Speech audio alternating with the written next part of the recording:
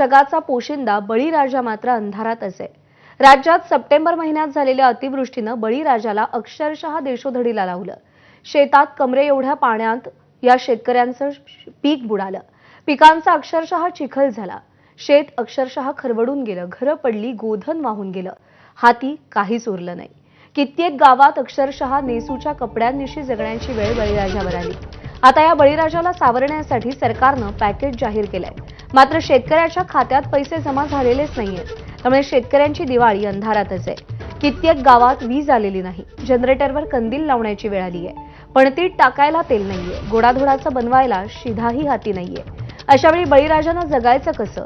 सरकारही आश्वासन देऊन पूर्ण करणार नसेल तर बळीराजानं कोणाकडे पाहायचं असा सवाल उपस्थित झालाय। सप्टेंबर महिन्यात शेतकऱ्यांचं किती नुकसान झालंय याची अत्यंत विदारक दृश्य आपण सगळ्यांनी पाहिलेली आहेत। ही 3 दृश्य आपण पाहतोय।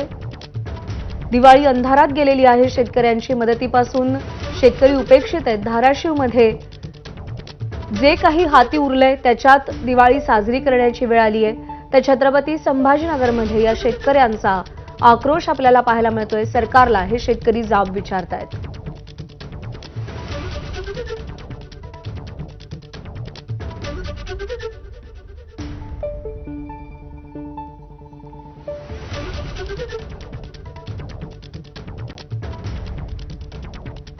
सोलापुरातल्या सीना नदीला आलेला पूर ओसरून महिना होत आला तरी पूरग्रस्त भागातील काही घरात अद्यापही वीज नाही। जनरेटर लावून घरात आकाशकंदील लावून दिवाळी साजरी करण्याची वेळ शेतकऱ्यांवर आली आहे। सरकारनं जाहीर केलेली मदतही अद्याप पोहोचली नाही।